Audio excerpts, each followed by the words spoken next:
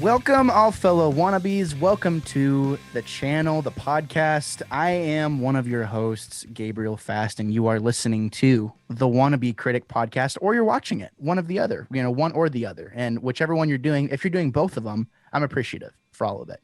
As you can see, we have a very big group this evening to discuss the season finale of Mandalorian season 2. We have one Caleb Henley, one Mikey Collins, one Rex Tucker, one Ryan Dalton, and returning to the fold is one Jace Gamble. How are we feeling tonight, gentlemen? So good. I'm so glad to have the prodigal son back with us. Exactly. The prodigal returns. Mikey, how you feeling? Mikey's not too jazzed about it, I don't think, because he sees like he works with Jace. So, I mean, Jace is probably my best friend in the world. What the heck? I thought we were like BFFs. You know what I mean? No, you too. Yeah. Rex, how you feeling, bro? Feeling good, dude.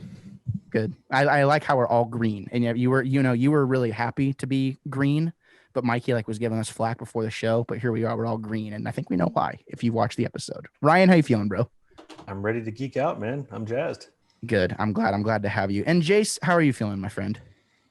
Good to be back on the show. I was tired, and then I watched this episode about an hour and a half ago, and I'm all jazzed up now.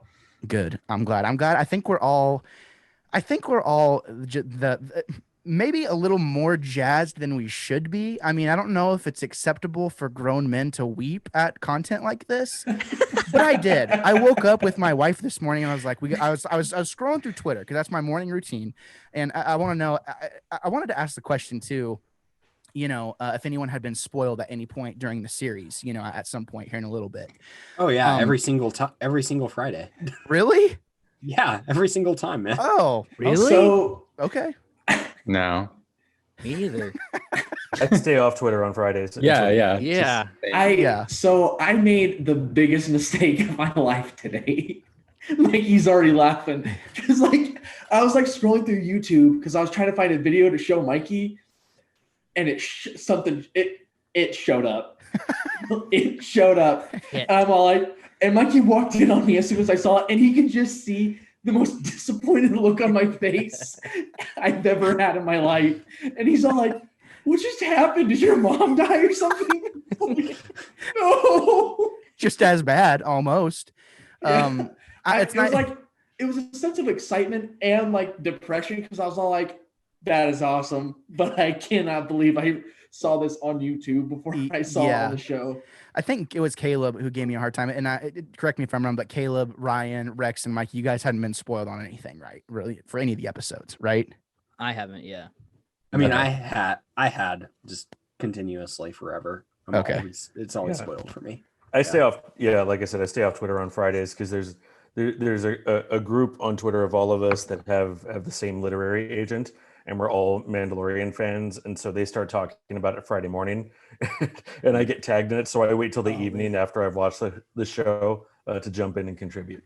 That's smart. And Rex gave the best answer. He's just like, no, you idiots. Don't you know how the internet works? You know what I mean? And for me, it was kind of the similar. No, it's fine. I love you. It was the only thing that I got spoiled on this entire season was the Ahsoka episode. Because my morning ritual every morning to wake up, what? Go. Did you get spoiled too, Mikey? So I didn't get spoiled via internet. I got spoiled by word of mouth. We all saw it coming though, so yeah, we did. It was just for me. It was the thing of I was I think I was on TikTok or something. Here's the thing that was annoying was that there was people who were able to have access to the episode before we did, and we're Central Time. So I was on TikTok at 2 or 3 in the morning, trying to fall asleep, and I saw Ahsoka and Mando doing their thing. Oh, and by the way, we're spoiling. You're not safe here. If you haven't watched Mandalorian season finale, if you haven't watched any of the show, look, here's the thing. Ryan has a very specific picture on the screen right now for his background. That's my friend, Jeff. Don't worry about that. With a big green lightsaber. And yeah.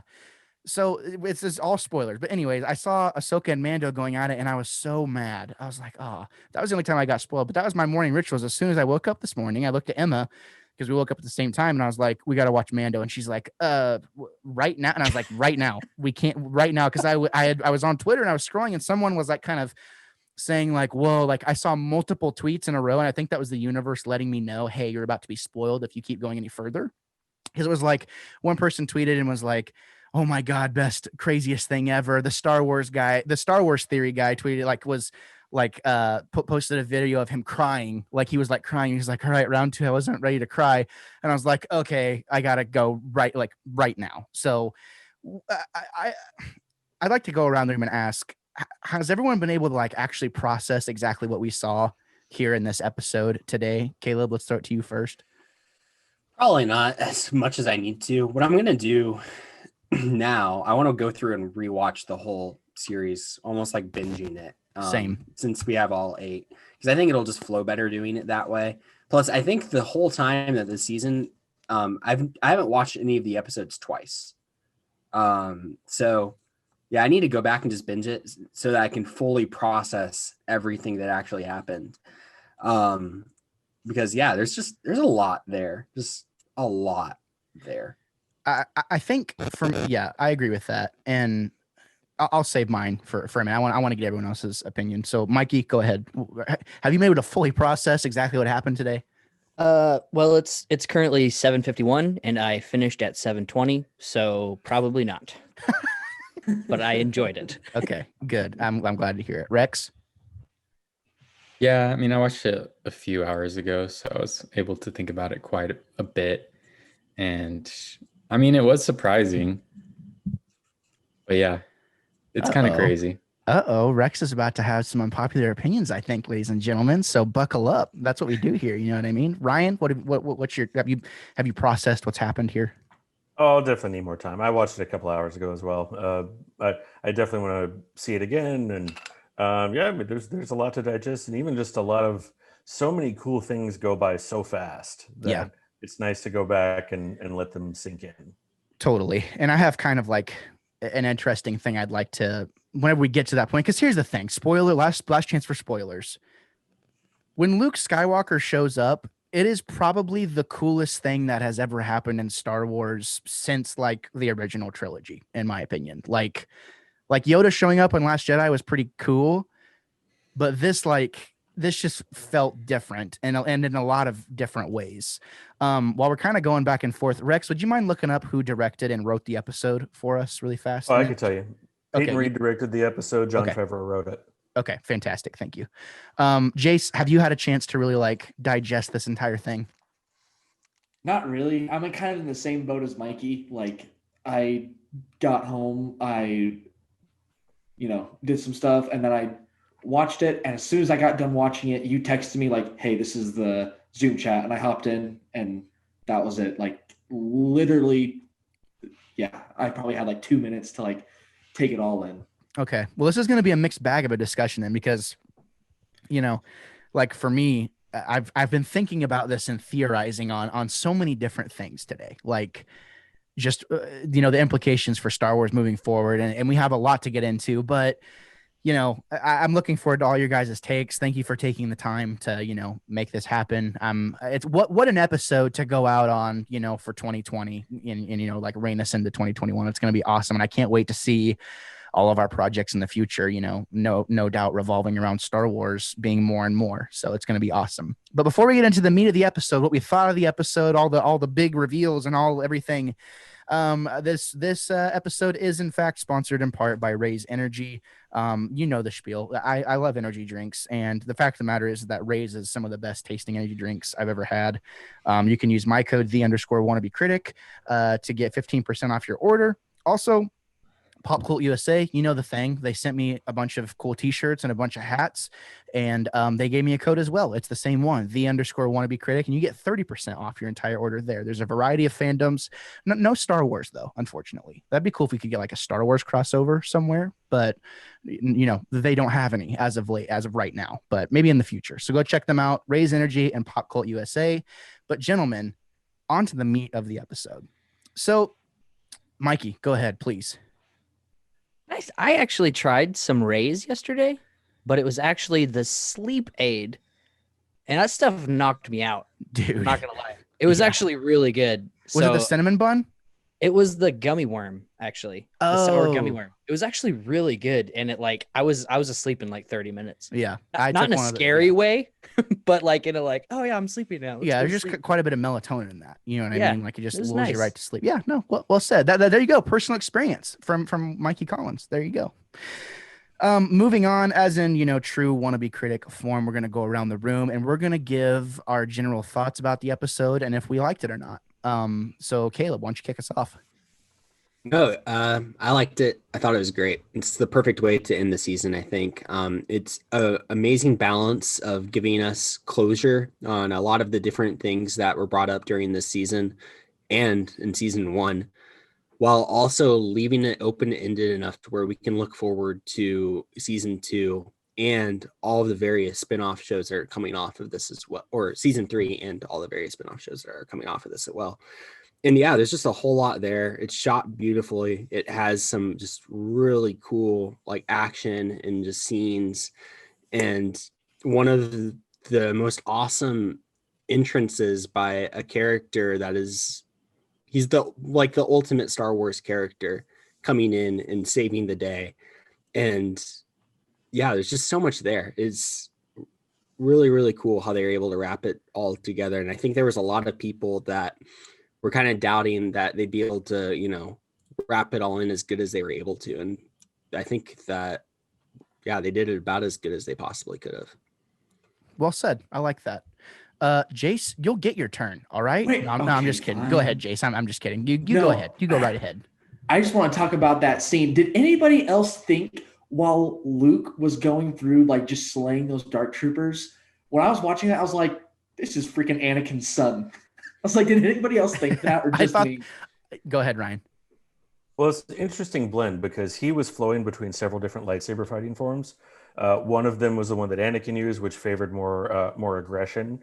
The one that Obi-Wan used, which favored more defense and especially like deflecting blaster bolts, and Yoda's, which favored more acrobatics. So you could see all of his influences coming together. The other thing I noted in that is that the way he's moving, it's obvious that it was easy for him. He was not even breaking a sweat, No problem. taking out those machines that everyone else was crapping their pants about. Yeah. Yeah, well said. Yeah, and I like how you brought that up. For a split second, I thought that it might be Hayden Christensen for a minute. I don't know why. Same. I thought that they might have used him kind of like as a camp, but then I was like, well, if he's showing up in the Obi show, that wouldn't really make sense. But Mikey, what did you think? I really enjoyed it. I mean, it was definitely a very intense and enjoyable last episode of the season. I mean, as soon as like I was like, it's gonna be Luke, it's gonna be Luke. As soon as you see that X-wing flying Yes. into the bay, I mean, you're like, what other Jedi have you ever seen flying an X-wing? And then as soon as you see the green lightsaber, that's dope. And then just the what do you say? Ray? I mean, come on. Were you expecting Ray to fly into the bay? Yes. No. But I mean, and just the touching moments with Mando. I mean, you've been wanting that since episode 1. You love that. But I really enjoyed it as usual. Yeah. Well said. Rex. Yeah, so I like this episode, but I feel like they could have made it a lot longer, or at least gave us a bit more. To me, it felt a little rushed, just a little rushed. Like they crammed a lot in, and for some reason, cut it back or whatever. But the good parts are really good, and there's some parts I feel like it felt weird at the time, but I guess we'll get into that. But it all works. It works for sure. Yeah. Well said. So there's some criticisms there, that you're probably going to want to bring into the fold. And we can talk about some downsides because a little bit. Yeah. And that's fine. That's good. Ryan, what'd you think? Yeah, I loved it. I think it's very apparent. It's been apparent, but seeing how it ended, it's been becoming more and more apparent that the people who are making it, they love Star Wars. They love the world, they love the characters, and they love the lore. And you can see just the level of care going into their storytelling, and I really respect that. Well said. Jace, what'd you think of the episode? I loved it. This was like probably the most hyped I've been in a Star Wars episode in a very long time. Um, the very first thing I was worried about is the way that they were going to end it, but I think they ended it perfectly. I think it's very open to where they can take it any direction they want. I'm wondering if something's going to happen to where Mando's going to have to go search for Baby Yoda in the next season, or if like they're going to do in arcs, like this is like the Baby Yoda arc. The next arc will have to deal with like Bo-Katan hunting down the Mandalorian, stuff like that. It makes me very curious, and I like that. That's what's coming next. Well said. I like that. For me, this was you don't get more Star Wars than this. Like in the rest of the show. Like in my opinion, I mean, you have the right level. I was watching a video today about, it was actually Dave Filoni and Bryce Dallas Howard and Kathleen Kennedy and like a bunch of people who have been big voices in the Star Wars, universe. And they were talking about how the reason Empire Strikes Back works so well is because you have such a grounded sense of reality in such a non-real world. You have these very relatable characters that are doing this thing that doesn't make sense, and your imagination can really run wild with all the things that are happening. But there's a sense of grounded things happening. And I think every time a lightsaber gets booted up, it's something that's pretty magical in a lot of ways. And I think that's such a huge part of Star Wars. We focused so much on the more grounded sense of this is what Mandalorian and his cohorts are doing, is they're doing things that humans do. You know what I mean? Like they're doing all these missions and going through problems that we can relate to. And then like the hero shows up with the laser sword and the space magic. And like, it feels just very, very imaginative. And to see Luke Skywalker show back up in such a way, and like that was actually Mark Hamill that was doing the voice, by the way. It makes me think about what we're going to be getting in the future, and what a way for literally our hero of Star Wars to show up and save the day. Like I think, like Caleb was saying, how much better can it get than that? And like to Mikey's point, when the X-Wing flies in, I looked at my wife and we were both like, no way, dude. Like we're like, ribbing each other and stuff like that. And it was like, there's no way. And in a lot of ways, final point, for me on this episode and why I love it so much, to me, this felt like a mirror of A New Hope. You have the ship that flies in and lands, and you have two teams going off and kind of doing their own separate things, and Mando's kind of slinking around. And it kind of reminded me, I was like, this reminds me of like A New Hope when Obi-Wan's off doing his thing. And then you have like the platoon going through and doing their thing, and like everyone's doing a thing, and then they convene at the end, and there's the dude with the laser sword. But we get it in a very different way, because the whole question has been about, is Grogu going to make it out of here or not?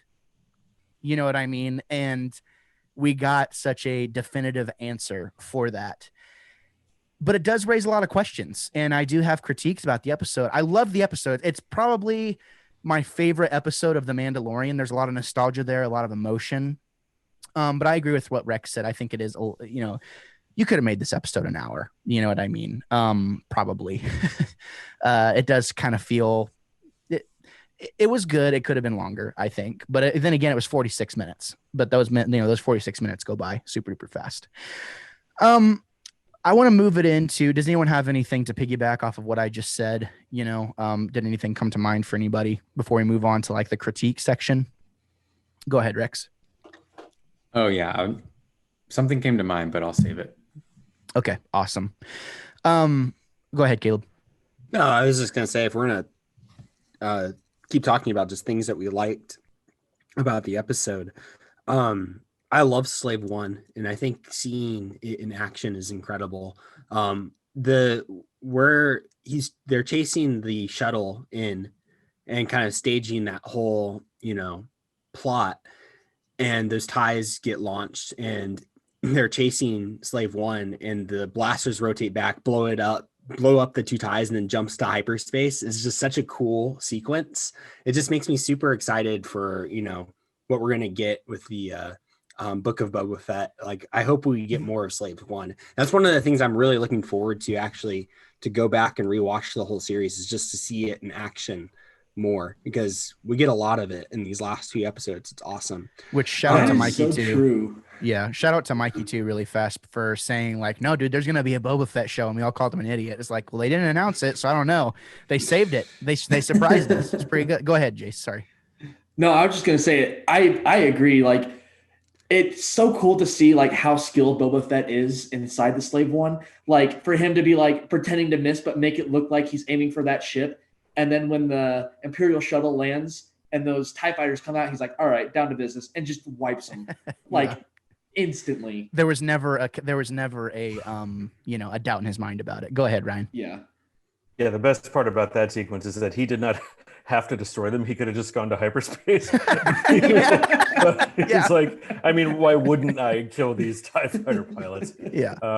I'm also very glad they didn't kill Moff Gideon, because he is such an awesome bad guy. Yeah, He's I great. agree. One of my favorite like character parts is when you get to the scene where Mando's trying to give Bo-Katan the Darksaber, and she won't take it. The look and the way that Moff Gideon, you see the glee on his face, because he knows about the rift that's about to happen between them, and it's like he's like, he could drizzle it over pancakes and enjoy it. He's having such a good time watching Mando realize that there's still trouble. And so I love that he so revels in being the bad guy that he is. He's a knife twister. He loves to twist the knife. And that's what I agree. And the same thing. It's like, oh, Moff Gideon's going to like hand over the kid, no way. And then sure enough, he's all, like with the Darksaber. And I was like, you're a psychopath. Go ahead, Caleb. No, I was just going to still talking about Slave One. There's a couple of shots that are just so good. In the beginning, when they're attacking that shuttle and it pulls up in front of them, like they're about to board the shuttle, and it's just, they see in the cockpit, and it's just like the front of Slave One pulling up. Is such a cool shot. But then this shot is about to be my screensaver on my computer, where it's Slave One, the Mandalorian starfighter, and the shuttle all parked next to each other. I'm like, yep, that's my next screensaver. Like, that's just so stinking cool. It's like what three of planet my was that? favorite ships in Star Wars all right next to each other. Oh, it's awesome. Pretty dope. Go ahead, Jace. This is just personal preference to me, but out of all 16 episodes, the score in this episode was like top notch, best, hands down. You can't tell me otherwise. The music, I'd agree with that. Yeah, perfect. I agree with that. It took everything. Well, and the thing that I think makes it work so well is whenever you have those pieces that have already made their imprint on you as being like significant throughout the series, and then they're like, okay, now let's make it even cooler. You know what I mean? But it wouldn't. I don't think it would have the exact same weight had we not gone through those other 15 episodes in that way. So yeah, I definitely agree with what you're saying. Go ahead, Mikey. By the change up, are you talking like when it comes in and it's like in a more epic, but like with like an orchestra? That was my favorite musical part, where I was just like, "Oh, stuff's about to go down." Yeah. I mean, this solidified for me as soon as the Mondo collection becomes available again. I'm buying it. Man. I'm buying that, and I'm probably buy season 2 as well, honestly. So, it can't happen. It's just so good. Rex, do you have it? Go ahead, Mikey. Something I've been waiting for is that Moff Gideon Mandalorian fight. As soon as he picked up that saber after his ship was destroyed, I was like, he's gonna go and fight Moff Gideon. The Darksaber. That was like, I didn't expect it to get as hot as it looked like. It almost looked like it was gonna break through at some points. But That's I mean, what I thought too. Yeah. I loved that scene. That was probably my favorite scene, to be honest, in this episode, where I was just like, oh man, this is what I've been waiting for. Well, and they Loved continue to give us, kind of the mythos, I guess, of Mandalore and Mandalorians, and like the relationship between that ancient relationship between like lightsabers and Beskar, right?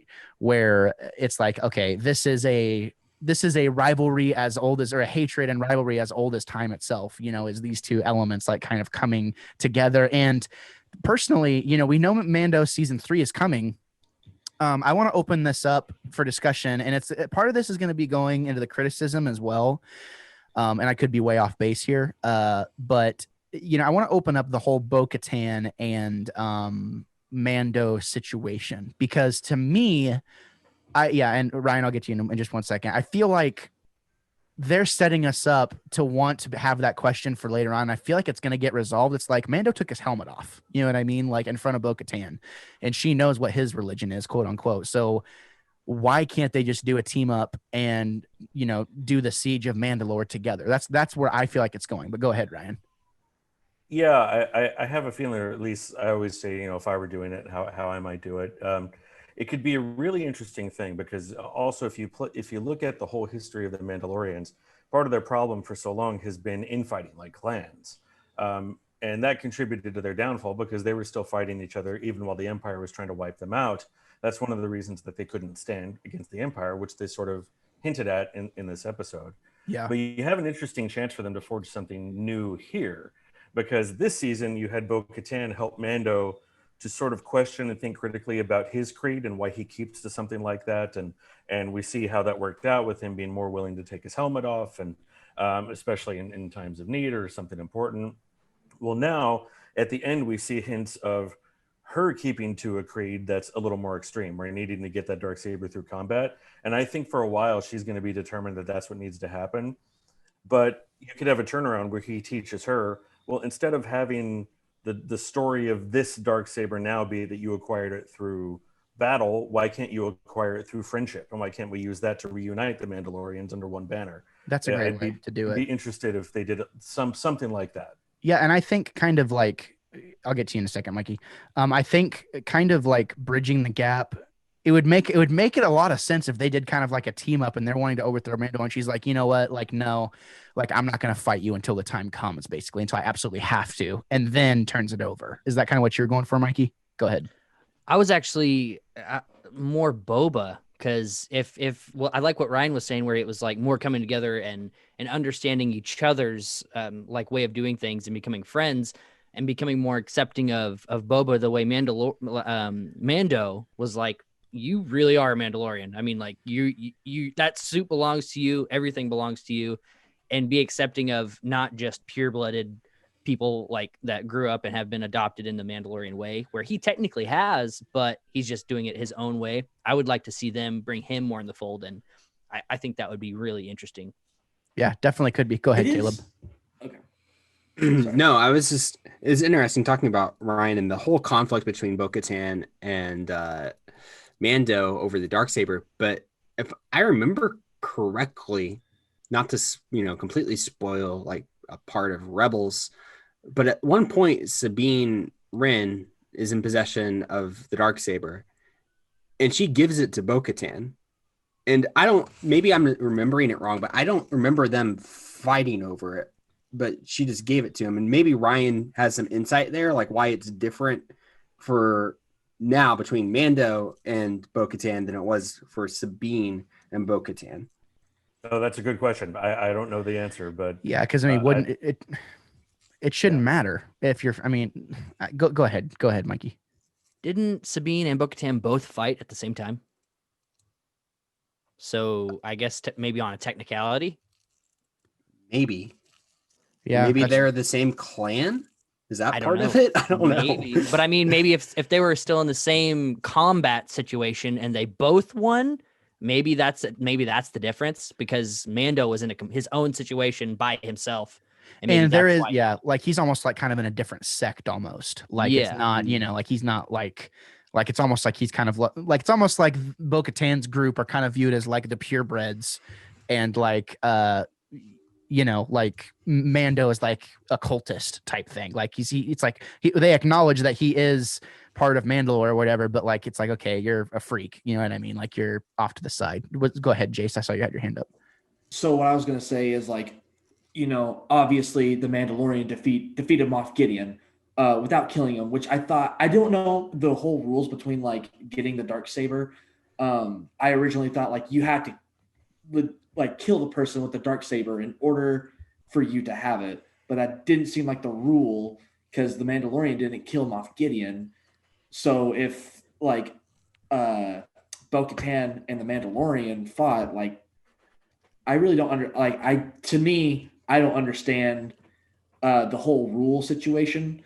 I think that should have been fleshed out a little bit more, but go ahead, Rex. It makes you wonder if they're gonna be friends or enemies in the next season, you know? Yeah. Like how are they gonna which route are they gonna choose? I So feel, yeah, and that's the thing. Did you have something you wanted to add to that, Caleb? Yeah, because earlier in the episode, Mando did kind of agree to help Bo-Katan to, take back Mandalore as long as she helped him get, Grogu back. So they kind of made that deal already. And it is interesting because technically, yeah, Moff Gideon yielded to Mando. Mando has the Darksaber. Why can't Mando just yield to Bo-Katan? Exactly. Yeah, That's what I yeah. thought. Why can't I why thought can't that they was like arm super wrestle weird. over it? Like Yeah. that's technically Literally. combat. I'm Like just- yeah, and he it- just true. yields. Yeah, true. I like that. Go ahead, Mikey, and then we'll make that the final point before we take a short break, and then we'll move over into some critiques and some of the other stuff. So go ahead, wrap it up. It kind of reminds me, not to be too off topic, but it's like, if you ever watched Knight's Tale, like he fights a knight who is like the king and he yields, but technically he still wins because he's the king. So I feel like since she's the princess, she can't just get it like just cause he wants to give it to her. Like she has to fight for it. Like that's just their way at this point. could you be a know. pride thing too. Yeah. I mean, it has to be. I mean, Yeah, and it does seem like there is kind of like a, I don't want to say knightly sense about the Mandalore culture, because I feel like Jedis are more like, I mean, I guess it could be kind of the similar sense of like samurais and knights in a way, like when you think about it. Well, Jedi are That more is like true. monks than You have anything. like 3 different views on how the Darksaber should be held by Moff Gideon, Bo-Katan, and the Mandalorian. Like, obviously, Moff Gideon and Bo-Katan know what the Darksaber and its past represent, while the Mandalorian just like, I don't care. Yeah, Like, who cares? yeah, And so, and that's what I was gonna say earlier is like, you have Boba Fett, you have Bo-Katan and her friend, and then you have the Mandalorian. You have like 3 very different views on how like the Mandalorian code is set in their minds, which Yeah. is just super interesting to see. So I'm very excited. Obviously, everyone here thinks the Mandalorian race and code is very cool, and it's interesting to see like how there's like different eras of Yeah. that code. yeah. Well said. Go ahead, Caleb. And just one last little thing about the Darksaber. It's interesting to me that, the Darksaber, it's not only is it a Mandalorian weapon, but it's also a Jedi's weapon. But none of the characters right now that are like after it are even remotely like force sensitive or like have anything to do with the Jedi. So it's kind of interesting little thing to me too. It's like all of these, non-force users are all fighting over a weapon that was originally created by a force user. And Yeah. it's just kind of a funny little like thing. Who knows? Maybe it'd be really cool if we're getting more into Mandalore, maybe in season 3, if there was another force wielding Mandalorian and we Yeah. kind of came full circle on that. It'd be kind of cool. Grogu? That could be cool. Yeah, Like, you could see him in Darth Maul's still tiny alive. little If armor. he's been on Mandalore this whole time. yeah. Go ahead, Ryan. You could see Grogu in tiny little armor in a few years. Just Just popping out. Yeah, just popping out. Yeah, exactly. Yeah. Oh, He's I good enough. love He that. won't even hold the Darksaber. He'll just hover it in front of him and just fight you with his mind. Yeah, literally And just like then throw you take a around like nap. taking out, throw you around like a sack of force potatoes. And one little thing before we take a short break, I do think it was interesting how Moff Gideon he was basically saying, he's like, look, the Darksaber doesn't have power. Like, this is power. Like, this is like Thor's hammer or like Excalibur or something like that. Like this has a weight to it that is not uncomprehendable, but it's like this is a symbol of power. And I loved how he made that very clear. It's like, look, this isn't just a lightsaber to throw around. Like this isn't a dark saber. This is the dark saber. You know what I mean? There's only one. This is how it works. So, Mikey, are you stumped? I just have a question. What happens if the Darksaber is destroyed? That's a good question. It's a good The question. whole universe explodes. I don't know if you guys knew this, but the Darksaber is actually capable of breaking like other lightsabers, like red crystals, green crystals. It's actually capable of doing that. Was that canon? Is that Yes. canon or is that legends? Really? I Okay. believe it's canon. Cool. Well, we're gonna have to fact check you on that and then embarrass you if it's wrong after the Do it. break. No, I'm just Do kidding. it. I'm just joking. So we're gonna take a quick break and then we will get back to the second half of the episode. I gotta pee. Also, Jace, I know you haven't been on the show in a long time, so everyone kind of just raises their hands and that helps me kind of like queue up everybody type thing, and it just helps. Sorry. No, it's okay. I didn't I tell you get before. excited, guys. I know. Yeah, just We literally know. like be as excited as you can. It actually will look better on camera if like you're excited and like you're like calling so. me. You know what I mean? Like it works. There's a reason it works so good on the meetings. You know what I mean? Is all I have to Yeah. say. So I'll be right Yep. back. I'm gonna I just take got your text, so sorry. yeah. Okay. No worries. Yeah. I just Don't you wanted ever step on anybody's toes again. all right? to- I'm not mad Mikey, at all. I'm not mad I at all. know I'm where just you I'm just live. trying to yeah. I know where you live. What? And we're back. Although well, you won't know that, you won't know that we were ever really gone. But I'm trying to like insert more pee breaks, more for me, because I apparently like I probably have something going on with my bladder. Like I can't hold my pee. It's a problem. Like I gotta go now. You know what I mean? Like when I gotta go, I gotta go.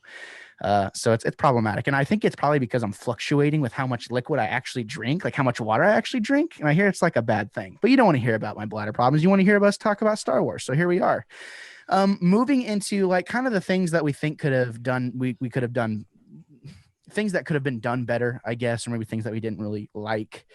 There isn't a ton for me. I think this is a pretty awesome episode, but I'm gonna go ahead and kick it off and then throw it to Caleb.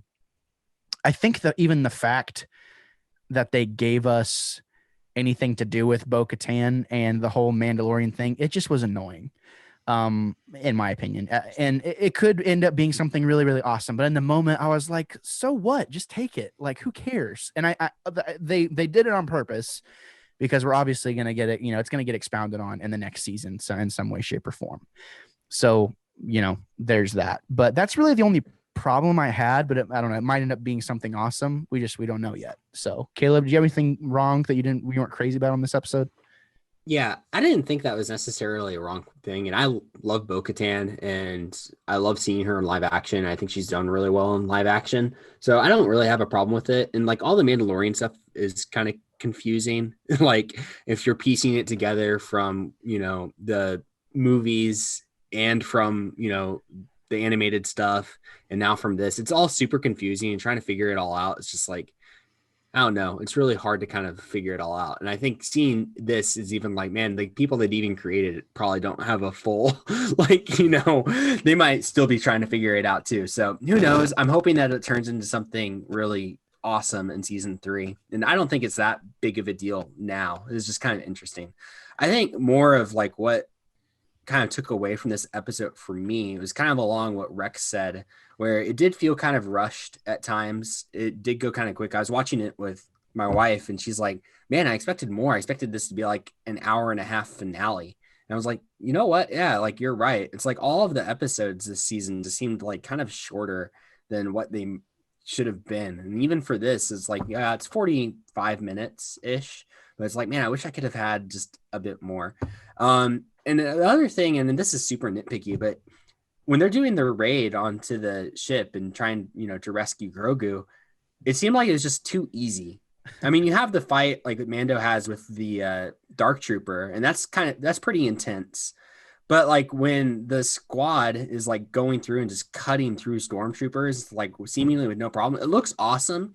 And all of those characters individually, it's like, man, they're really, really good at what they do. And it's really awesome.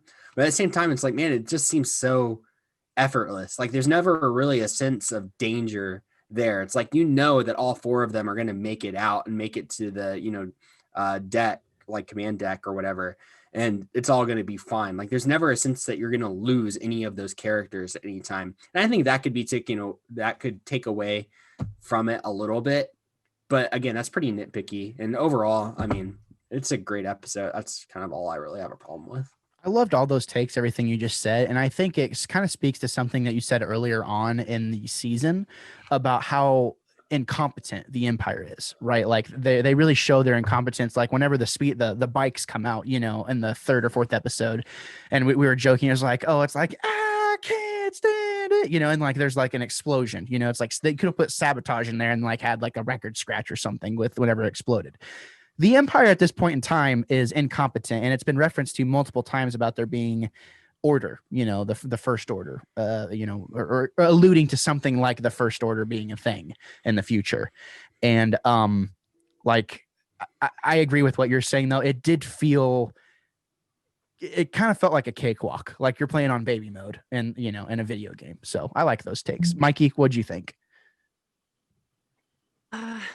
One of my biggest things has to do with Luke, but I figure we'll talk about that later. But one of my other things is, as soon as they're headed for the, what did they call it, the launch tube of the ship, as soon as like Moff Gideon even got a hint of like, oh, this might not be right, wouldn't you just like arm the Dark Troopers then? Because their whole plan banks on them landing and then he arms the Dark Troopers. What if he just armed them anytime like he thought something was about to go wrong? Like I figured that was a little. Yeah, that's true. Go ahead, Rex. Yeah, just about that. I mean, you think he would have seen the slave before and kind of known that it was them, but yeah, apparently he didn't and just thought that, they were trying to save that ship. So yeah, I don't know. Yeah, that's well said. Go ahead, Caleb. That's really an interesting point about seeing the slave. But I heard like the slave is kind of known for being very stealthy and kind of invisible from sensors. And I know, like, I think it's episode 6 where the Dark Troopers take Grogu. Slave 1 basically goes right up to that cruiser. But one of the things I saw, and somebody was saying this, is one of the reasons why that ship didn't get shot down is because the Empire didn't even know it was there because of how, like, all the different sensors and stealth technology that the slave has. So maybe that's kind of playing into it too. Like maybe they just haven't seen it, even though to us it's like, wait, yeah, they've seen that. Like they've been close to that ship before. Like they should know better than that. But yeah, it's kind of interesting. Who knows? I mean, I just love Slave 1 so much. Yeah, but, and I think Go ahead, Mikey. And to kind of contradict my own point, I guess if they couldn't detect that, but he could definitely see it because they basically came out of hyperspace right in front of the ship. But I mean, if he didn't know what was going on, I could see him why he wouldn't, because nobody's on the ship at that point. But I don't know. With a guy that does that much planning, I feel like that would have been something he would have done. But I don't know. Go ahead, Ryan. Well, Slave 1 is iconic to us, but that's one ship in an entire galaxy, and a stealthy one at that, as Caleb brought out. I don't know. Maybe I don't know. It seems like expecting a lot for them to know that one particular ship. But again, I may be excusing it. I don't know. That's just my thought. Go ahead, Caleb. And I think it's a fire spray, right? That's the name of the actual ship. And I think there's multiples. There's like it's a very popular ship with bounty hunters, or at least it was in Legends, where where these bounty hunters would get fire sprays and trick them out. And yeah, I think that's a good point. Like Slave 1 is iconic to us because we only have seen that one fire spray. But it's true. It's probably one that maybe the Empire runs across quite often. Yeah, and I think too there was a sense of like me. I kind of liked playing into the idea of like, oh, maybe Boba is going to like try and reclaim his status with the Empire and like kind of be like one of their lackeys and get paid. But I was like, well, there wouldn't be any motivation. And I started to kind of buy into that whenever he did fly up right to it and they didn't immediately shoot it down. But to everyone's point, there's a lot more to a spaceship than just saying, oh, there it is, like point and shoot. Like that's not really how that works. So even if he did see it, they wouldn't have time to necessarily lock on in that amount of time, even if Moff Gideon did see it, to my opinion. But I like that critique because yeah, it's like it's right in front of you. You know what I mean? Shoot it. It's right there. Shoot him. You know what I mean? Was there anything else, Mikey, for you? Not that's coming to my mind, no. Okay, and we're gonna do a whole Luke thing here in a minute. Go ahead, Ryan. To support your point, Gabriel, what he does do immediately is release the TIE fighters. And you can see his experience there because he knows that any capital ship must have its fighters in order to protect it from other fighter class ships. So he would know that their ability to just pick off that one ship was going to be limited, and their response was going to be slower than the fighters could be. Yeah, thank you for bringing that out. That makes a lot of sense whenever he says, "Hey, send in the pawns, a little bit of X-Men 3 for you." You know what I mean?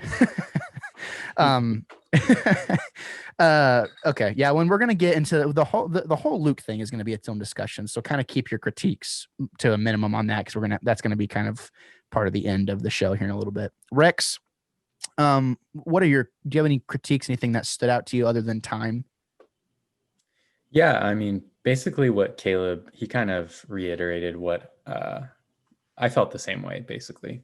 The timing, I feel like there could have been more that they added to the episode, which would have made it a bit longer, and maybe something like, I don't know, one of them gets injured or something, but it just seems too easy. They just walk through everything, and like they never even take one shot. Like Mando does, but he has the best scar armor, so Yeah, it, like, that's true. rolls off him. Which, and Yeah. two, like, I'm sorry, I didn't mean to cut you off. Go for it. Nothing. I was just going to say that I liked the beginning of this episode a lot, and of course the end of it. And there's a few like really cool scenes in between that, but it just, for me, it didn't feel like it had a lot of substance. And when we look at past episodes, for instance, when they reveal Grogu, Baby Yoda, in season 1, like you get this awesome episode, and then you get the reveal at the end. Well, it felt like we got an okay episode and then a cool reveal at the end, That's an interesting take. I like that. And I think too, like, I'm not trying to start an argument, because I do see the point. It does seem like a cakewalk, but to be fair, though, that Mandalorian squad like has seen a lot. You know what I mean? Yeah. They've done a lot. Like, they're not just your average Joe Blow stormtrooper. They've like fought for their life multiple times. Like, they're still alive. Go ahead, Caleb. Yeah, but those 4 specifically have never worked together, and they went through that like they'd, been warriors together and been a fire team for years, and they hadn't. Like, we had seen Finnick and Kara for 1 episode, and then we know that, Bo-Katan and then that other Mandalorian chick had been together. We've seen them fight together, but them all fighting together in that way it just doesn't make a whole lot of sense, and why they're able to like do so well and not really have any problems other than a jammed blaster. And I guess like they do just kind of like literally just walk, like they're literally just walking, like just literally, like girls, like we run doors open, doors open, they just fire on everything and everyone just drops, and it's over. Go ahead, Jace. Well, this is like my number one complaint, and like this is kind of like nitpicking, and this is just the kind of stuff I notice. But I just thought it was ridiculous that you have 2 Mandalorians and Mandalorian armor, and they're in the back while Cara Dune is up front with like literally like the least amount of armor out of all 4 of them, taking the front line, and no one's getting shot or anything. I had the same and it's thought. like, it's like that sense of danger is not there. Like literally, like, okay, you're just walking through these, which I mean makes sense. You guys are very skilled, but like, you can give your characters a sense of danger. Yeah, it's been done before. It does take away from even the Mando. Mando gets in a lot of dangerous spots, and you kind of feel like he actually is in danger, but they don't really do that with the other characters. And I feel like at least be tactical about it, like Jason mentioned, like, put your strong people that have armor in the front. And the stupid gun jamming scene is so dumb. Oh my God, that was so dumb to me too. When she used it as a hammer, I'm like, come on. Yeah, like, not these stormtroopers aren't like, they're more than blind at this point. Yeah. She stops for like a full, I don't know, like 10 or seconds. 10 or 15 seconds. And she doesn't get shot at really. Like, she just like, oh, I guess I'll just use it as a bat. True. Good. Ryan, did you have a point? Hey, you're strong. We get it. Yeah. Did you have a point, Ryan? Just that, and I do agree. It was kind of comically easy at times. I do think it's tough to balance wanting to give a lot of really cool moments, but also needing to keep things moving along.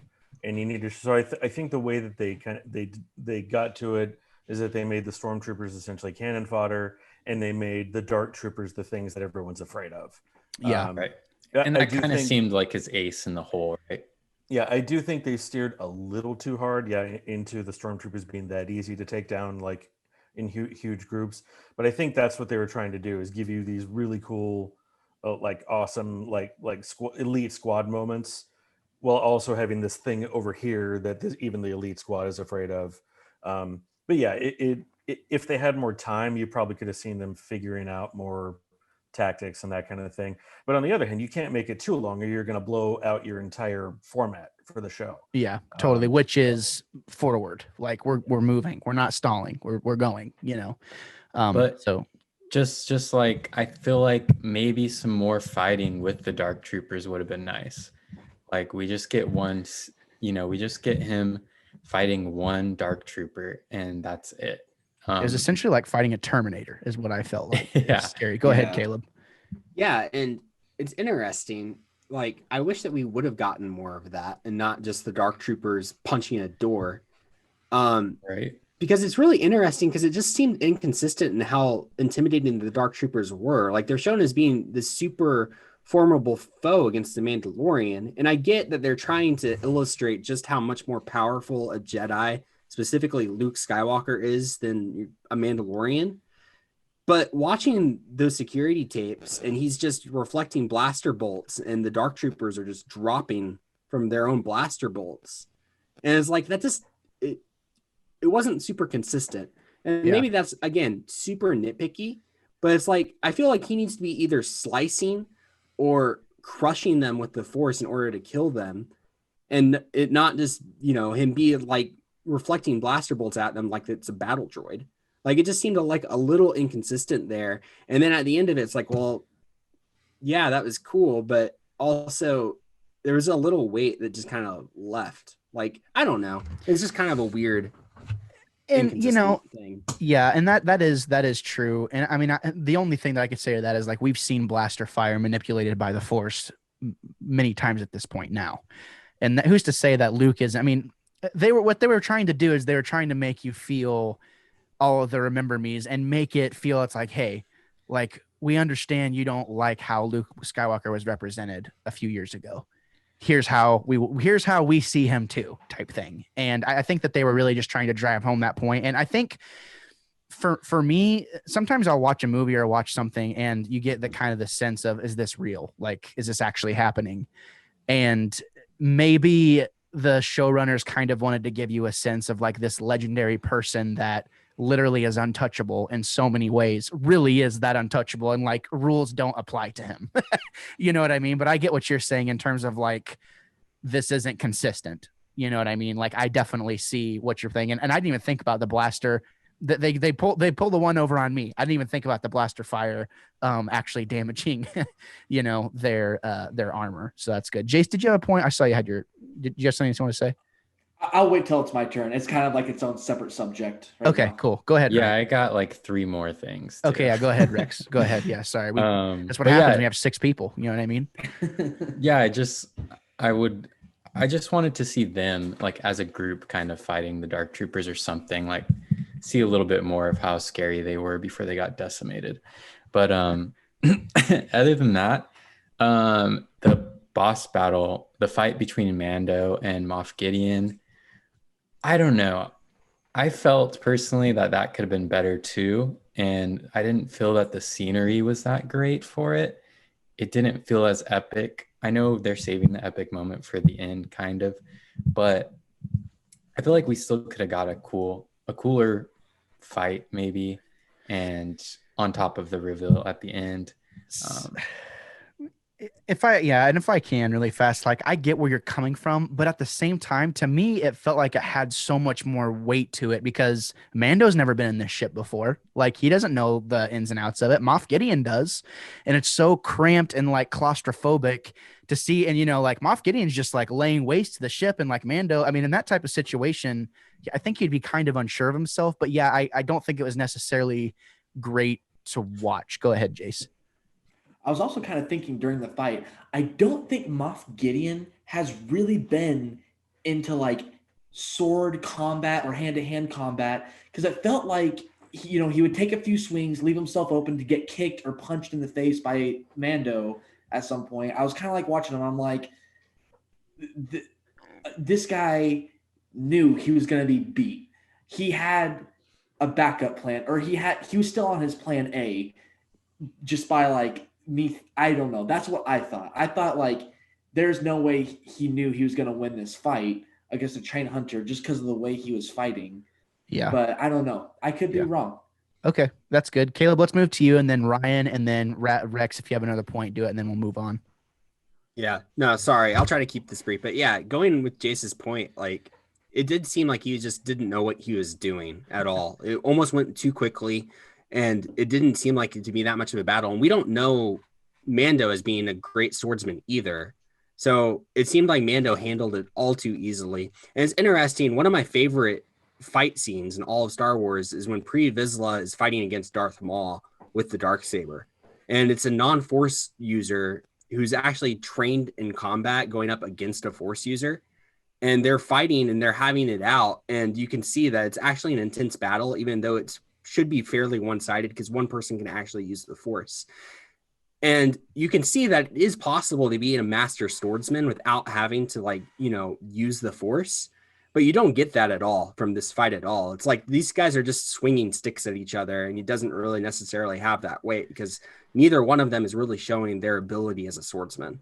And I think that could have been kind of and it's probably an opportunity that's probably just a little missed. Two kids on the playground, you know what I mean? Go ahead, Ryan. I feel like it's unrealistic to expect either one of them to be swordmasters. For one, Moff Gideon came up through the ISB, so he's much more of an intelligence guy than he is an on-the-ground fighter. He would have no reason to be a master swordsman. It also would explain why he doesn't realize necessarily that the Darksaber can't cut through Beskar armor, because the way he swings first, you could tell he's trying to kill him with that first swing. Also, Mandalorians are not renowned for their sword skills either.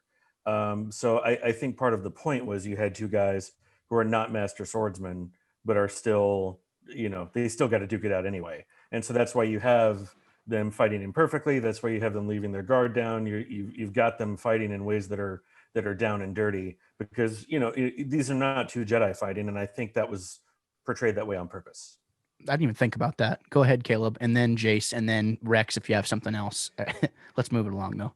No, I get that, but I do think that it would have been better if it would have seemed like the Mandalorian was overmatched. And you didn't get that. Like, Mando's holding his own that entire time. And he seems, he's going to win, like, obviously, but there's never a sense that he's in any danger either in that battle. Like, he's fine.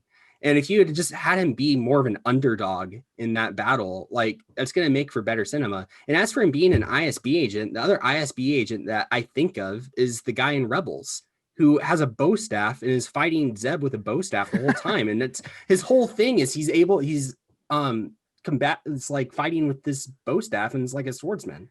So I don't know. I'm sure that's an argument, but like he could have taken some time to like at least get used to it. You get the feeling with him that he's just had this thing for a while and he's just been kind of strutting around with it like some aristocrat with a sword on his hip, and he's never actually used it. He just pulls it out at parties to show it to people or something. Watch this, guys. And I wrote a song. And it's just like, I don't know, it's just saber. so much more anticlimactic in the end than it could have been if he was actually good at using it.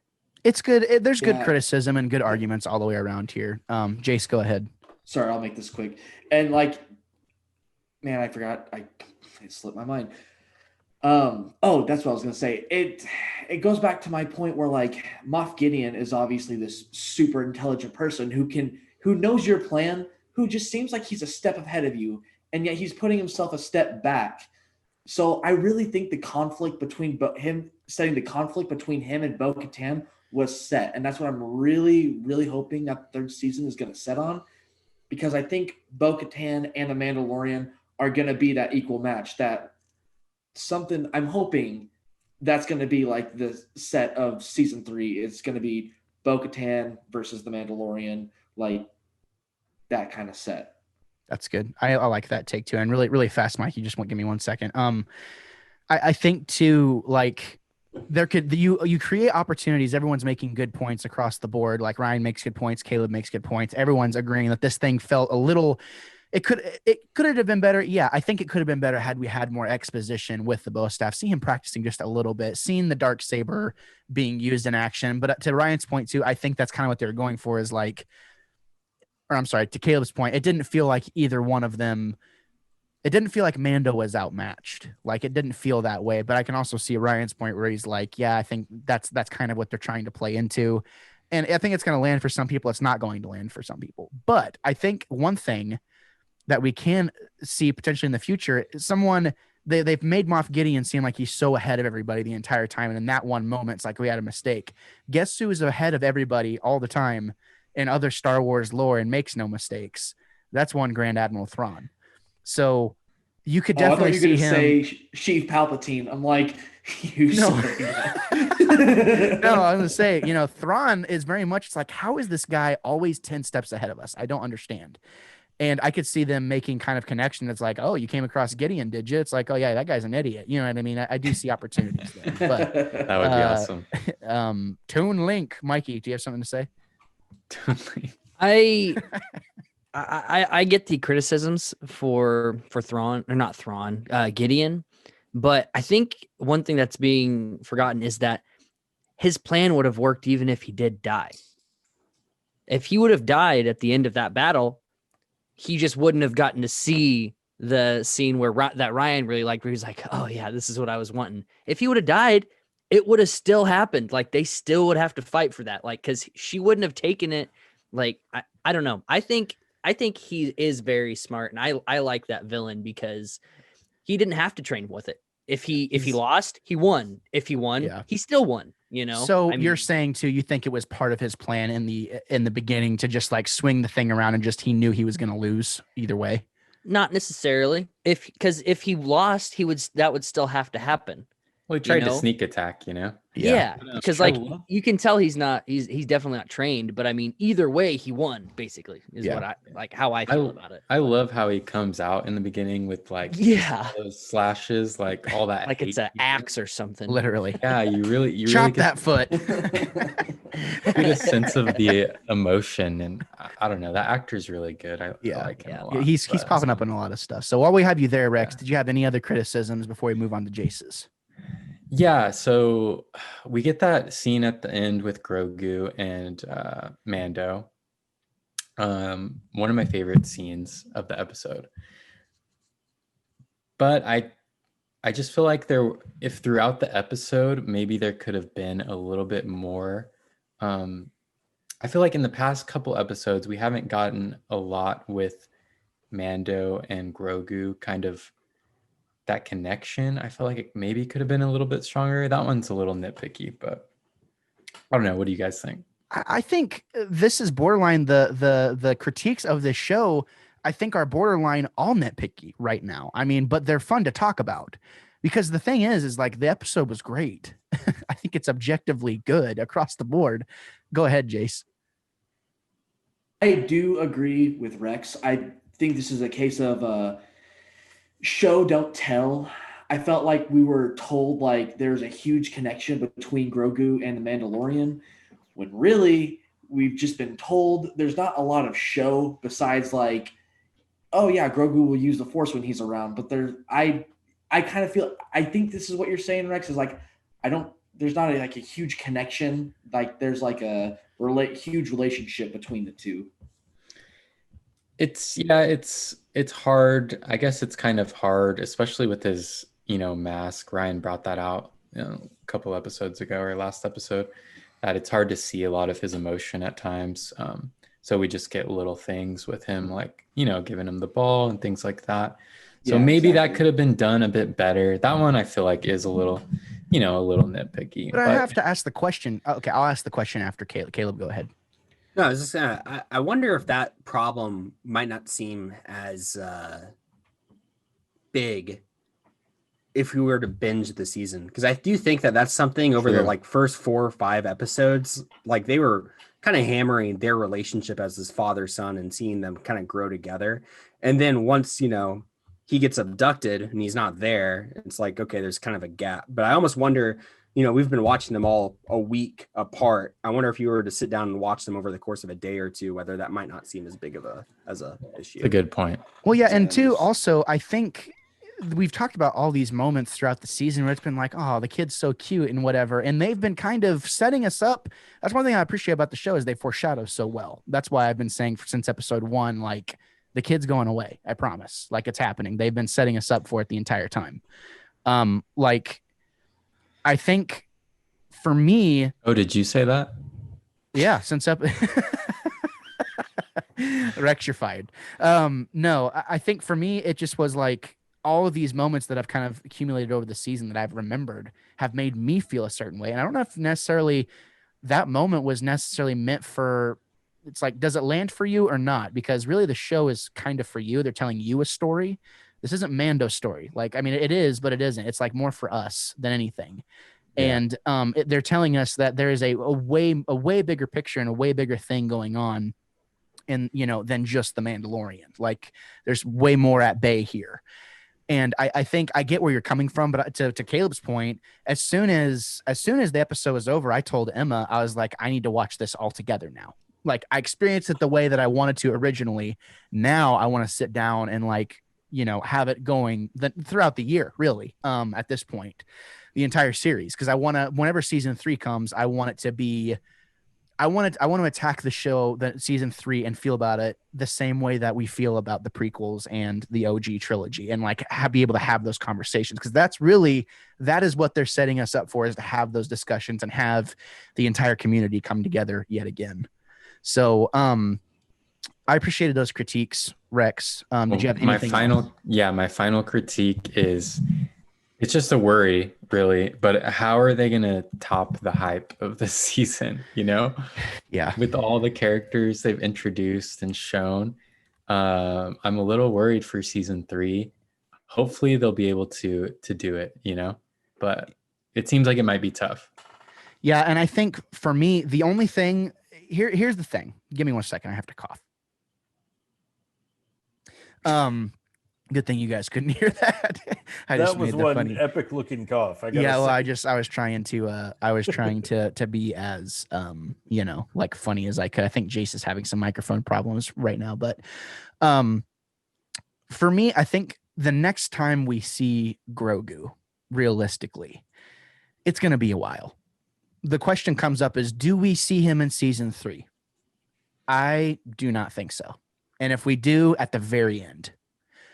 The next time we see Grogu, there's going to be some situation where he has to come in and save the day. This is how I see it. The next time we see Grogu, he's going to be sabered up. I think that's how you top it, in my opinion. Go ahead, Mikey. I don't think we're going to see Grogu until the end of next season. Yeah, that's what I just said. Yeah, I mean, but maybe not even the season after that as another character. Like, they might tease him, but I don't think he's coming back to the show as a character, like a full-time character, anytime soon, even in the next 2 seasons, if there is 2 more seasons. Yeah, no, I don't either. I truly don't. Go ahead, Caleb. It would be interesting. I don't think they'll do this because I don't think it would fit the style of the show. But if they did a split plot, like they do in a lot of shows, where one of it's where Mandalorian's, doing his stuff with Mandalore and Bo-Katan, while Grogu's getting training from Luke at the new Jedi Temple. Like, it'd be a different style than what we're used to with the Mandalorian, but it'd be kind of cool to see that kind of split plot, going on at the same time and then merging at some point. Well, and I mean, and they did surprise us with the Book of Boba Fett, right? If they're doing like an Avatar, The Last Airbender thing, where there's going to be multiple books revolving around different characters pertaining to the Mandalorian, like, hey, the Mandalorian progressed this person's story. Who's to say we don't get the Book of Jedi Academy or something like that, or even get a Jedi Academy show? Or something. There's so many questions that come into mind with Grogu, because if Grogu was trained by Luke and he ages differently, that would mean that he's at the Jedi Temple with Luke whenever Kylo Ren goes postal, right? That's a problem. No? Go ahead, Ryan. Not necessarily. That doesn't happen for 20 years. That's plenty of time for Grogu to get his training and move on with his life. So I would doubt he was there. Okay, so are we really playing into the idea that this isn't like an actual baby, and in 20 years that would be enough time, and he'd be like a preteen to do his own thing? He's a 50-year-old man.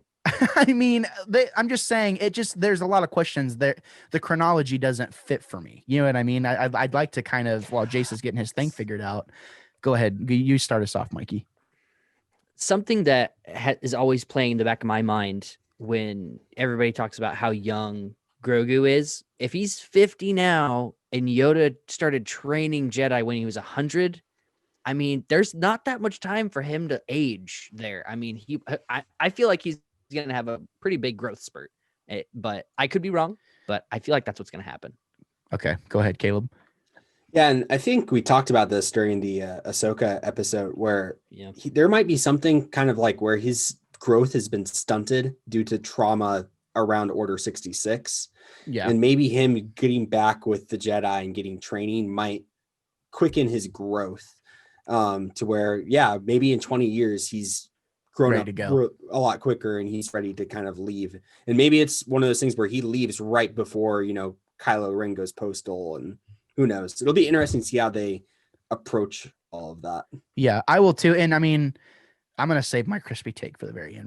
Jace, are you back with us? Are you here? Can you hear us?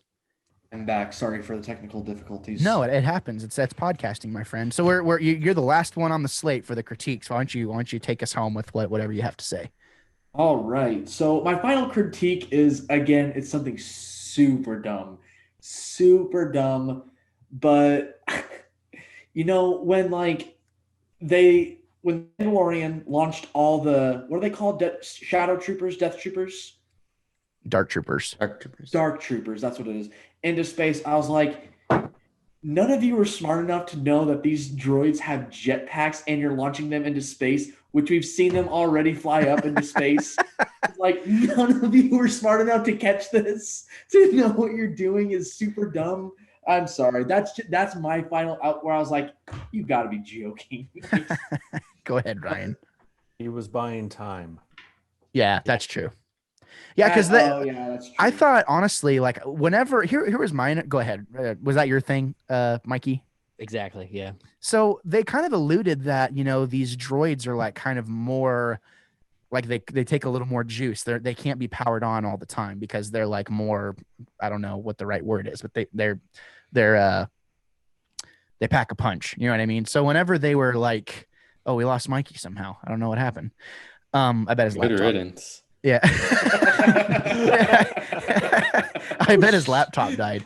Whenever he was like punching the thing, whenever they were going, I was like, oh, well, this is great. They're going to run out of batteries. It's going to be awesome. It's fine. That's what I initially thought was going to happen. It's like they used too much juice, that's going to be great. So it made the moment even more cool whenever we saw the X-Wing kind of come in. I was like, oh, they're about to do the thing. Like, cause whenever you see that X-Wing, you know exactly what is about to happen to all those droids. And there's not even a question in your mind as to if it's going to happen. Go ahead, Rex. I love how subtle that intro was too. You just see the one X-Wing and then they're so cool. It was so awesome. A single X-Wing. Wonder who that could be. Yeah, Cara Dune's all like, one X-Wing. Yay, we're rescued. I'm like, you have no idea. Yeah, exactly. Go ahead, Ryan. Oh yeah, same. I love that. Like, it's one of those great moments of irony where you as the audience know something, but the person who's talking on screen doesn't know it. And that was just a lot of fun. Yeah, it was awesome. Jace, was that pretty much all you had? I mean, I feel like we covered all the nitpicky stuff like pretty well. I think so too. I think Ryan's saving all of his takes for Luke. Yeah, literally. I mean, well, Ryan, I feel bad for Ryan because every take he's had tonight, first episode he comes on, it's like, oh, Ryan, you're great. We get it. You write books for a living, yada, yada, yada. It's all happy-go-lucky. And every time, he makes a take tonight, we're like, no, that's stupid. No, that's not what we're saying. It's like, but what about this? You know what I mean? Like, that's what's great about the show. You never know what's going to happen. But debate is part of fandom, man. That's cool. And if you can't handle it, then get out. We don't want you here. Like, if you can't get out of the kitchen. If you can't sit down and listen to someone else's take and be like, I didn't think about it that way, but did you think of this? And if you vice versa, if you can't have the points, doing the thing civilly, then we don't want you here and we don't want you listening. So if you're screaming in your car, no, if you're screaming in your car, that's actually what I want. I actually want you screaming in your car because that means you might come back and you might think we're idiots.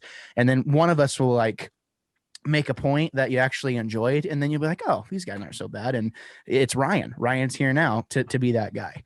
So now while we're waiting for Mikey to join us back. I don't know what's going on. Let's go ahead and move into the big elephant in the room, right? And kind of the implications of where this thing is going, where Star Wars is going. I don't think we really have taken into consideration how big it is that this is the first time we've seen a canon Luke Skywalker in this era in Star Wars lore. Truly canon. I called it. It's never happened before, ever. Wait, no, Battlefront 2. Yeah, I guess that's true. I'm saying like live action though. This would be like what, like 7 or 8 years after that appearance. I think that appearance in Battlefront 2 is pretty quickly after. It's right Endor. after. Yeah, it's right after Endor.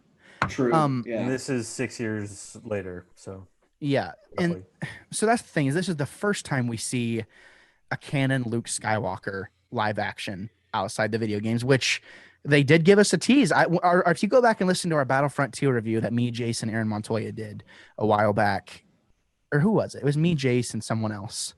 It was a long time ago. It was like our second episode. Yeah, it was like our second or third episode, and we said if you're a Star Wars fan, you got to go play that game. Like you're missing out on a good Star Wars story if you don't do it. And it was kind of like, okay, yeah, but that'll never happen. So we have to ask the question. First of all, does Luke Skywalker work for us in this episode? Do we buy that this is real? Like, do we buy that, like, okay, yes, I like this representation of Luke Skywalker. Caleb, I'm going to throw it to you. Yeah, it gave me a flashback to the beginning of episode 6 when he's entering Jabba's palace. Yes. Because it's kind of the same kind of like stoic calmness of him, going through and, taking guys out, but without any effort. And then he gets there and he's, just talking very calmly. He's not really showing that much emotion. You get this feeling that, yeah, he's in his Jedi mode here. And we know that Luke can be like emotional for sure because he's shown that. But in this setting, he's showing the same kind of emotional calmness and stability that he showed there. And it's funny is you kind of get another, throwback to that at the end with Boba Fett actually going into Jabba's palace. But it definitely worked for me because you can see Luke's character there. And even though like, I know a lot of people have problems with how it looked, but it's not the worst thing in the world. And I mean, for it being on TV, like it's a TV show, it's pretty good. And I think I like what Ryan pointed out earlier about the different forms of like lightsaber like combat that he was showing, and it being part, Anakin, part Obi-Wan, part Yoda, like all of his like getting all of his training. That's super cool, and just like the level of detail with that, and I think all of that it works. It's really awesome. Yeah, I love that. I love everything you just said, Mikey. We're talking about Luke now. Does that work for you? I think you came in right as we were talking about. Does that work for you? In a sense, I mean, I can't really give it the pass that Caleb did with it being a TV show, because the whole reason that they're making these episodes so short is that they can make them the quality of the movies. So when I can't even tell when Luke's lips are even moving when he's talking, that's kind of a bad thing for me. So it immediately took me out of it because I don't know if you guys ever seen those deep fake things where it's like YouTubers that can make stuff look like human, like easily. When I see like a big show like this do that, where I'm like, man, they definitely could have did a better job with that. That kind of takes me out of it. But I love that Luke was there. And the whole scene where he's like walking through and just making like decimating everything. I mean, I was like, yeah, this is awesome. But as soon as I saw his face, I was like, man, really? But man, I don't know. Okay.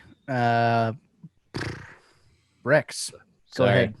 I mean, I totally called it, right, guys? You did. You did. You did. And we were like, you did. You were like, this is verbatim. Rex. He's like, dude, what if Luke showed up and you're like, no, it'll never happen. You're an idiot. Get out of here. You know what I mean? It was kind of jokingly, but I did think like, I mean, he is a Jedi and he's probably, getting alive. Like, yeah, yeah. he's probably in the area. Yeah, I think this totally works for me. Seeing Luke was so awesome. And I think to Mikey's point, there was like one scene where he did look really fake in one scene in particular. But besides that, it worked for me. I thought it was pretty good CGI for what it was for a show. I know the costs of, that kind of animation can be crazy expensive. So who knows how much it actually costs? It could have been astronomical. We don't know, but yeah, we don't. And that's the thing is I don't want to know. Ryan, go for it. Yeah, so far the best facial de-aging I've seen was in Ant-Man and the Wasp. And you almost, especially like with Michelle Pfeiffer in the initial scene, you almost can't tell that there's anything digital that's going there. It was incredibly impressive. I just think that takes an enormous amount of time, even more than, but I mean budget too, but I think animation and stuff like that takes more time, even more than budget than probably the show had. But yeah, so the animation wasn't as good as that. Yeah, for sure. And I still thought the moments worked really well. I enjoyed that. I mean, I didn't actually expect them to have Mark Hamill back doing the voice, so that was a fun surprise. I don't know why I didn't expect that, but that was cool. I also loved that for the second time they side-eyed the recent trilogy by saying that talent is nothing without training. That's twice that these guys have taken a direct opposite stance to what the last few movies have done, and I'm totally on board with that. I really liked that. We're gonna come back to what he just said here in a second. okay. Oh, go ahead, Rex. I was just gonna say, when did they say that? At the very end. At the very end, when Luke was essentially explaining why he's got to take Grogu with him, he says that he's very powerful, but power without training is nothing. Yeah, I think I missed that, but how dare you? Okay, but I also loved how like refined Luke felt. He felt very refined. It felt like his final form in a sense, like he's in his prime here, and in Legends, I'm reading through the Dark Empire right now trilogy, Dark Horse, and you very much get the sense that Luke has become like a Yoda of sorts in terms of. Go ahead, Ryan. Sorry, I didn't mean to cut you off, but this to me is the type of Luke that you would see in the comics they did years ago, where literally he's not only deflecting like turbo laser fire with the Force, but he's literally crushing AT-AT walkers, just like reaching up. And, so no problem. That's the. Yeah, that was awesome. Effort. Yeah, exactly. And the confidence he had was, I just thought they portrayed that so well. He was so confident and he was a force, to be reckoned with. Yeah, and I really like it. Yeah, no pun intended. No pun intended. Yeah, but they did that so well. Yeah, they did.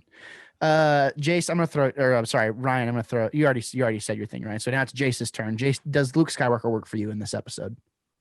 Yeah, he worked extremely well for me. I thought, and then again, I was spoiled on it. This is the part I was spoiled on 4 hours before, so I had 4 hours to think on it before I saw the episode. So when I saw him, I was like, "Oh yeah, here we go." Yeah. Yeah. No, I thought it worked extremely well. Out of all the Jedi that could have shown up, I think Luke was the best choice. The only thing I really wish is if it was another Jedi, I felt like there would have been. I feel like if it was another Jedi, the screen time would have been longer on this episode, because I would have loved to see more conversation between Luke and Mando, or Luke with like any of the others. But it makes sense that they didn't with the CGI and how he looked and like all that. But other than that, like the way he carried himself was like, I forgot who said it. I think it might have been Caleb walking into Jabba's palace. Like he just like carries like this like weight with him of him being like the last Jedi, like to be like proper in that kind of code and stuff like that. It's very interesting. I think it was, when I saw him, I was like, that's Luke Skywalker. That's not like, someone else writing Luke Skywalker as a different character. That's Luke Skywalker.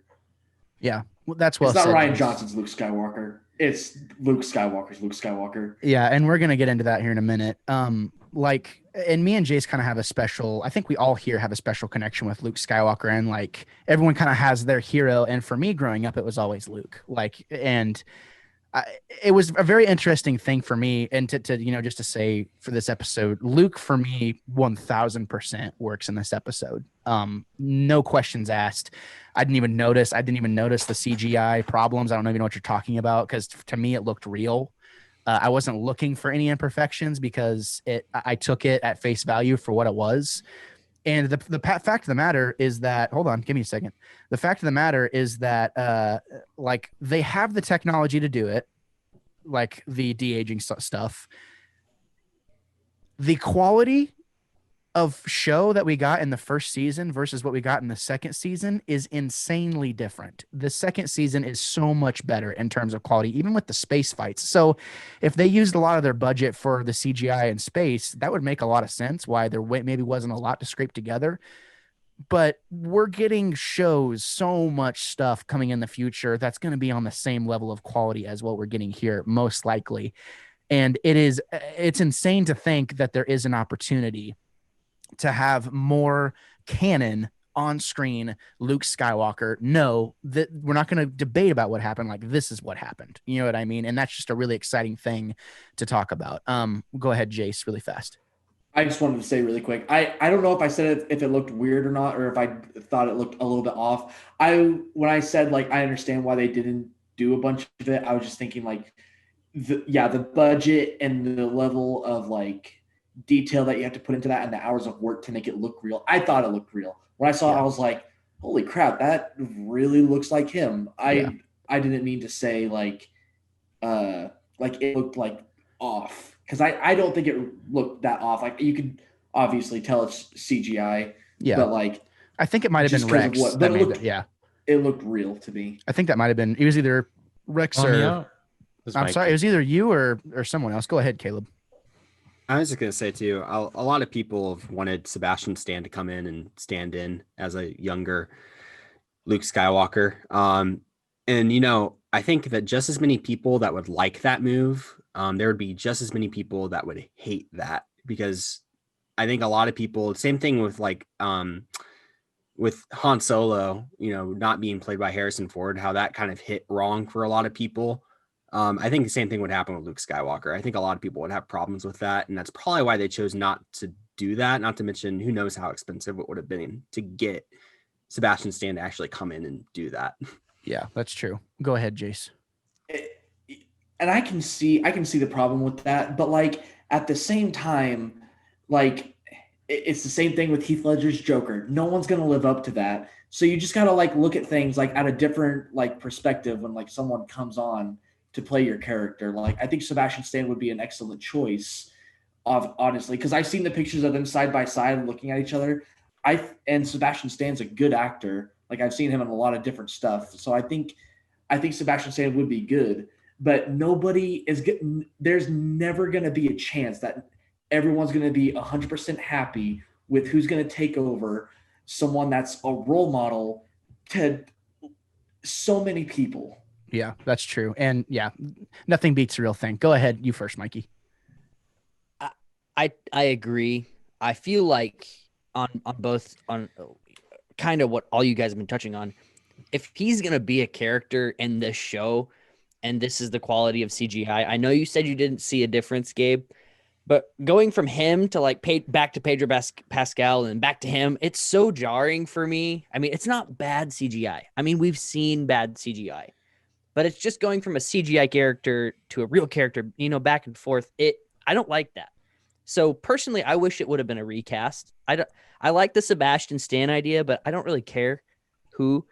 But I mean, if they want to have Luke and continue his story, I don't want to have to watch CGI Luke for a while, like a whole season. I enjoy Luke and I love the character. Like, that's not what I'm saying. But I don't know. And also that you saying that Joker thing brought back one of my main likes about immediate likes when that stormtrooper or that pilot is holding the gun to what the scientist at the beginning. I'm like, is this Dark Knight? What is going on? Because he's like doing the whole monologue thing. I really enjoyed that, but that reminded me of that. Sorry. That's funny. Go ahead, Caleb. No, and I know I brought up the Sebastian Stan thing, and I just want to say I completely agree with Jason Mikey. Like, I think he would do great, and I think it would be a great recasting. And I like the Solo movie, so I'm not one of the people that would have a problem with it, but I'm just saying people would have a problem with it, and that's probably why Disney decided not to do it. Yeah, Well, those makes people got sense to get either over way. it. It's probably Oh, going I to agree. happen at some point, and I think it's reasonable to say while we're on the topic of Luke Skywalker, because apparently it all works for us. Sans a little bit of CGI. Luke Skywalker will probably become a bigger part of this story yet again. bet. I think it's inevitable at this point. And it leads me to believe, and this is kind of the last topic I want to have, and we can kind of bring the Luke stuff into this. For me, and this is kind of, for me, it worked, obviously. I guess I'm in like a small minority of the people that really liked the representation of Luke Skywalker in The Last Jedi. I think I'm in the minority of people that enjoyed it and thought that it made sense from a reasonable standpoint. I also see the other side of it where people don't want to see their hero in that type of situation. So I see both sides. I really do. So this leads me to believe, and this is kind of my crispy take, and this is something I'd like to open it up. I don't know how much time you guys have. If anyone has to leave, that's fine. Within Decade's End, I think, because there's a huge group of people out there that love the sequel trilogy. They love it. And the idea of cloning, they kind of flirted with the idea of cloning and Huge. things like that. What's that? Huge. What are you talking about? The sequel trilogy? I think there's a lot of people out there that love those movies. There are. There There are. is? Yeah, there's a huge group of people out there that I'll get that love into it. this after Gabe is done, but Yeah. because I know what Gabe's gonna say. But go on. Yeah. So the idea with, a cloned Palpatine and like cloning and all that stuff, that's not a new idea. That's been around for years and years and years. And the idea of like kind of the Empire rising back up and coming to do the thing, that's not a unrealistic thing. But I do think there is a large group of people that love the sequel trilogy in the same vein as there is a huge group of people that love things from the expanded universe that are now just legends. So do we see a type of situation where the sequel trilogy does in fact become legend? This is one way it could have gone. This is no longer canon. Do we see that ever happening? Because I personally think it probably will. Go ahead, Jace. So you're saying episode 7, 8, and 9 being wiped away and like them redoing that. Is that what you're saying? I'm basically Connie, saying yes, that like that becomes legend. That fits into the legends category. Yes, especially with the stuff with George Lucas all going on. If George Lucas does take over, that he's wanted to reset episodes 7 through 9, I think it's a very big possibility. Like, what Then if the again- rumors we've been hearing for the past year are actually true? Then I'm obvious. I'm no matter what news it's gonna be, it's Star Wars. Like That's I'm exactly how I not feel. gonna go see it. Yeah, same. Go ahead, Caleb. Look, I understand the feelings because I know that there's a large portion of the fan base that would probably want for that to be the case, including probably at least half of us here. But I don't think that we should get our hopes up for that happening because there is a large fan base for the sequel trilogy, and that large fan base is younger. They're kids. They're the same they're the same age as we were when we were growing up on the prequels. And they didn't retcon the prequels, did they? Even though there's some definite problems with those. They didn't retcon them. They're not redoing those. They're not going to redo these either. And, I've had people get mad at me for saying this, especially like Ethan. He hates this take. But in the end, Disney cares more about the younger viewers and the younger fans than they do the older viewers, because the younger viewers are going to be attached more to this. For some viewers, especially younger viewers, they are going to grow up on the sequel trilogy and they are going to eat that up for as long, because there's going to be a sense of nostalgia tied to that.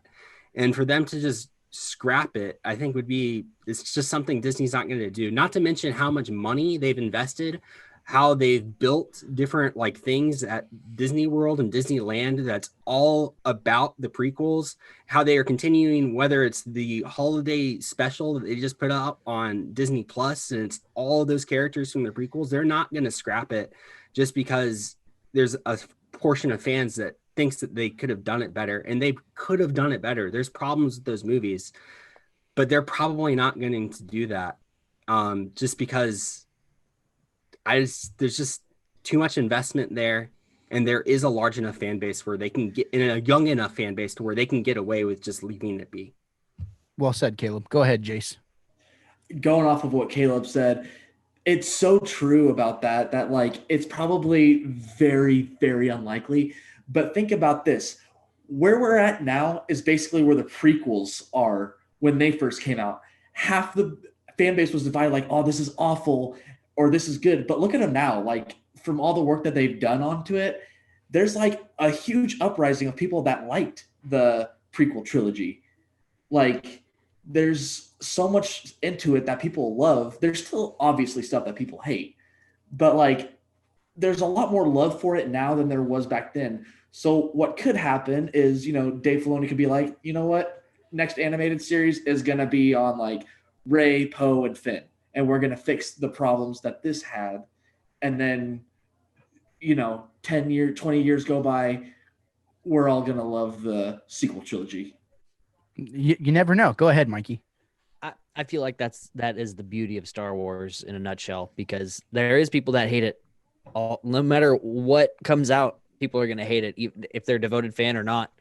So I don't think they're going to overwrite it. I don't think that's ever going to happen, because billions of dollars invested in those movies with action figures, comics, everything they've done. They've done so much backstory with Kylo Ren. Like, I mean, I never see that happening, but maybe undermining it a little bit, like with what comes out, and maybe like, okay, this happened, but here's like actual cool stuff. Sorry, Gabe, cooler stuff that happened in the background that you didn't know about that helped the overarching story.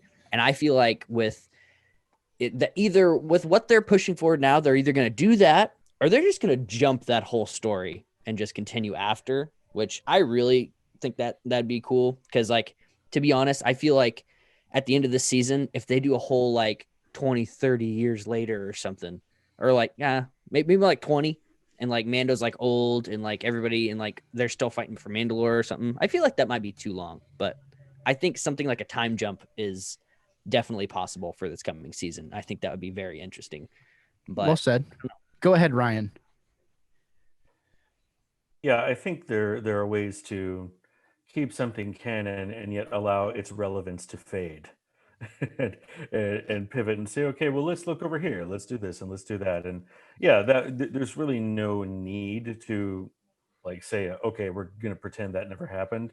You can just move forward and make better things, and people can enjoy that. And that way you leave the less quality stuff to people who still enjoyed it, and but you still do better going forward and let people enjoy that too. Well said. Rex, go ahead. Gabe, didn't you like those movies? I loved them. How are we getting this from you? I loved it. I'm just saying here's the thing. Here's another thing too. A lot of questions that I ask for the podcast are simply for the entertainment of the podcast, just so you know, because I want to hear what everyone has to say. Okay, that makes more sense. And I also think that retcon can be a beautiful thing. I'm still going to love those movies, but do I think that they could have done them better? 1000% yes, but I wasn't going to be the person that was hating on it, because for the first time in however long we were getting new Star Wars and people were complaining, and it pissed me off. It's like, look, this, whether you like it or not, Rex, I'm talking to you, is better than nothing. And if you're pissed about it, go back and read the EU. Like, that's exactly how I feel. And I still feel that way now. As someone who's reading the EU right now, it's like, this is awesome. I see that Luke Skywalker on Ryan's screen, and I'm like, that is the dude from the comics that I am reading right now. Like, that is him standing right there. That's what I feel.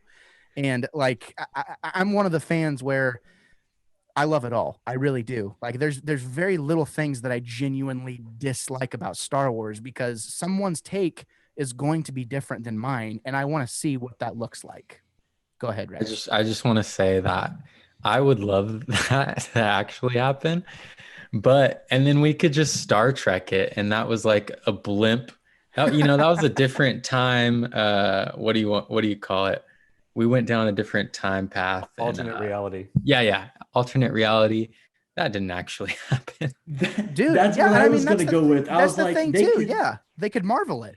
Yeah, no, what I was going to say is they could totally X-Men Days of Future Past and like go back and just wipe everything out. Shots fired. Oh my God, dude. Yeah, go ahead, Caleb. I don't think that it's that bad that they have to do it because No, it's not. The sequel trilogy isn't as bad as X3 and X-Men Origins. Hey, But I do think, kind of to what Ryan said and what Jace said, I think that they're probably going to use all of these series that are coming out to try to enhance the sequel trilogy, and either move past it or enhance it as kind of, if you've watched the Clone Wars animated series, you have a newfound appreciation for the prequels. Like, it enhances those. If you watch the prequels by themselves, it's like, oh yeah, I mean, there's good there and they're enjoyable, but there's a lot of problems too.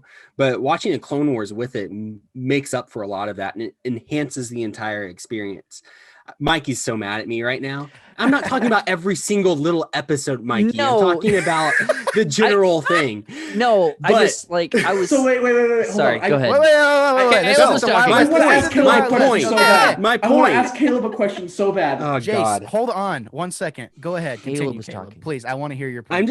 I'm just saying that they can try to enhance, and I think a problem that the sequel trilogy has is there's so many questions that are left unanswered. It's almost kind of like Lost, where it's just like, it's kind of unsatisfying at how many questions are left unanswered. But they can use all of these different series, either whether it's been announced or not announced yet, to answer a lot of those questions. And maybe in 10 years, you'll go back and having more information and watching the sequels, they'll feel better than what they are now, and they'll feel a little bit better. It's not a perfect solution, and it doesn't make an excuse for those movies being the quality they are. They should be better, but I think that they can salvage it by just using some other media to enhance it. That's a great point, and I love that. And yeah, go ahead, Jace. Now proceed with the chlorophyll. Well, now I forgot my question. Well, I'm just kidding. get I'm just smarter. kidding. No, go ahead. No, Caleb, are you a Clone Wars guy or are you a Rebels guy? I Rebels, like, I love Rebels. Rebels is more, but that doesn't mean that I don't like Clone Wars. There's like a lot in Clone Wars that I like. Like, No, I agree. I There's a lot like of- both. It's just there's Clone Wars' main problem is there's a lot of filler there Yeah. Too that's much. like detracts from it, and I think that's Mikey's problem with it. mean, But if you're watching like the highlights of Clone Wars, there's so much good there. Yeah, it I adds so think- much to the story.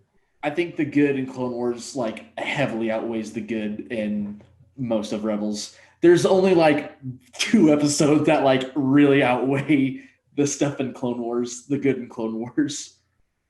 Okay. Mike's Rex. so pissed at me. Rex, Not to go get ahead. too This off isn't- topic. Yeah, go ahead, Rex. Let's Not to get get back. Let's rein it too- back in.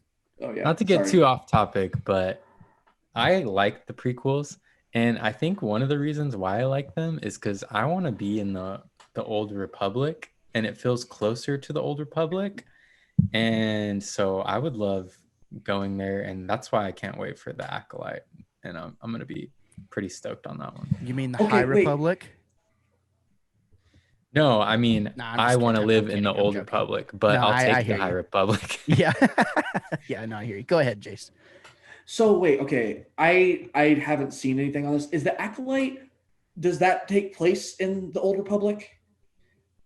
Or is it like It takes Is that place. the where High does that take Republic? It's in the place? High Republic, right? the Because High They said Republic? it was Old Republic. no, it's because Old- High Republic, which is 200 years prior to when the prequels began. right, yeah, exactly. So it's is that 2 or Gotcha. 5? It's at the height. Well, it might be 5, but it's a matter of a few centuries, but it's also centuries past the Old Republic. It's Oh, what they man. consider to be they compared the era to like when the Jedi were the Knights of the Round Table type. So- Man, that Cool. completely destroys a theory that I had. I was like, how Good. cool would it be if the Acolyte was about Adam Driver's Kylo Ren coming from Luke Skywalker going to Snoke. I was like, how cool of a freaking show would that be? Not at all. What? It'd be I You mean, don't think so? No, because they did. There's a comic that explains Kylo Ren's entire story, like in what he Yeah. did. It's Oh already my written. gosh. So it's All already right. been done. Jace, get good. I Get mentioned it G-U-D. earlier. Listen, so we have Bunch of we need to bring nerds it back in and reading end the comic show. books. We need to. You're getting muted, Jace. Whoa. No, I'm Okay, just go kidding. for it. No, I'm kidding. I'm joking. So we need to ring it. We would need to rein it back in and try and end the show. I think everyone's making good points, and I love the passion of Star Wars. Really, I do, and I think it's amazing that an episode like this can bring out all of the opinions and all of like, hey, the what ifs and things like that. And that's the beautiful thing about Star Wars is like, there's so many possibilities now. It seems. Where'd Jace go? Did he get his feelings hurt? I was just kidding. Jeez. He dipped. Crying. Ryan, did you have something to say earlier, and did someone cut you off by chance? No, I don't think so. I think I said my piece. You said what you had to say. Okay. Jace, did we lose you? Where'd Jace go? Well, in any case, one final question, if we can like kind of wrap it up. Where do we see Luke Skywalker fitting into realistic? Because I know that they're not going to retcon it. You know, I just wanted to see kind of what everyone else was feeling. It would be cool. Where do we see them fitting Luke Skywalker into the story moving forward? Go ahead, Ryan. I would expect him to be very light seasoning to the story and not feature heavily. Okay. I agree. Okay. Yeah. Go Yeah, ahead. I agree with that. Light seasoning. Yeah, basically because they went the CGI route. Exactly. Yeah. Yep. Okay. Right on. Jace, do you think we're going to see Luke Skywalker very heavily featured in the future? I don't think heavily.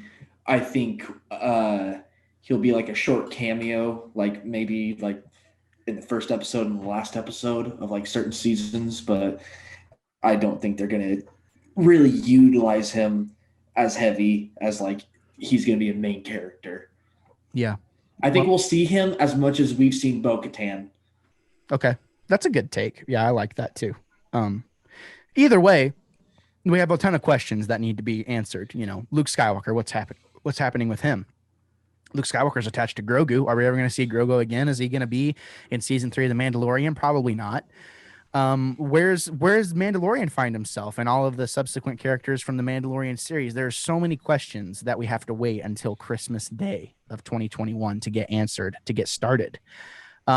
But in the meantime, you know, there's a lot of things we can ponder on. We can rewatch the series, bring things up. You know, there's plenty of Star Wars content out there, especially in the expanded universe. So as much as it pains me to say it, this is our final episode, our final main entry episode for the year 2020. And gentlemen, I want to thank you for taking the time to be a part of this special episode. And it's been fun having different people on, getting Emma on and Ethan.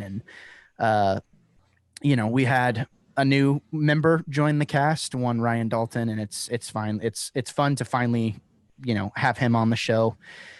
I think it's been fitting in really well. Jace, I appreciate you coming back, man. It was great to have you on. Look forward to doing be back. Look forward to doing more things with you in the future. And ladies and gentlemen, you can stay tuned on that one. So you know where to find us. We're Wannabe Critic Productions. Go ahead, Caleb. Are we gonna rate it? Oh yeah, we forgot to rate it. I have to pee so bad though right now, like real bad. But I can wait. I'll wait. So yeah, why don't we start with you, Caleb? Give your overall summation of the episode, and let's rate this bad boy. Look, I know I nitpicked it quite a bit, but I hope that you guys know that I only really nitpick the things that I love. So with that being said, this is a 9 for me. Like, it's really good. Seeing Luke in itself, like, just worth a bunch of points by itself. It looks beautiful. There's amazing action in it.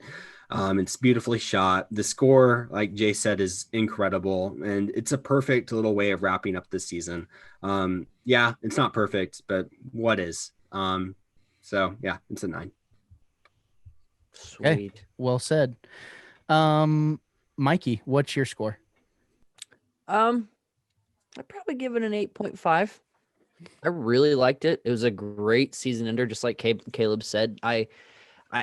there's so many moments that I think of in this episode. I'm like, man, that was really cool. Just where they leave off, and you're just all you have is questions.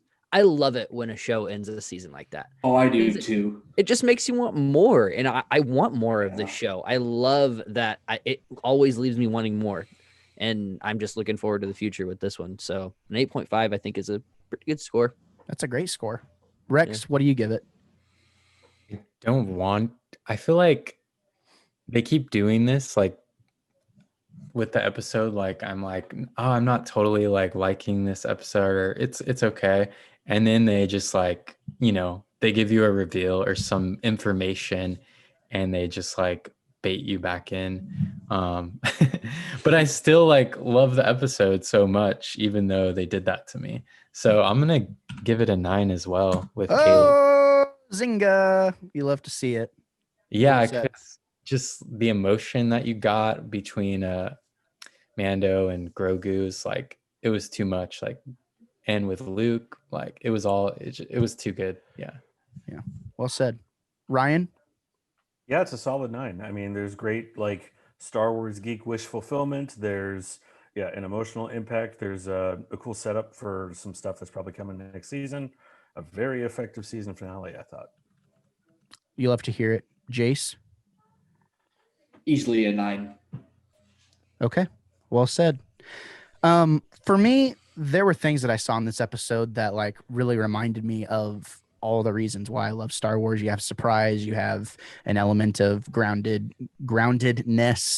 You have an element of imagination that's a guy with a space laser sword. You know what I mean? Like doing the thing. And I think there were so many things about this that made Star Wars fans, even like my wife, like was freaking, she's,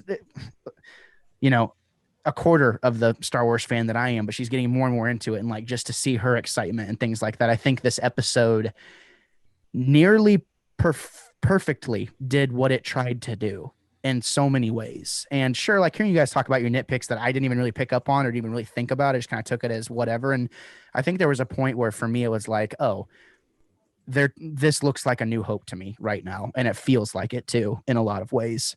I love that. I don't know if that was on purpose or if that was, whatever, probably wasn't, but I saw that. And from then on out, I feel like I knew what to expect as the episode continued to go on.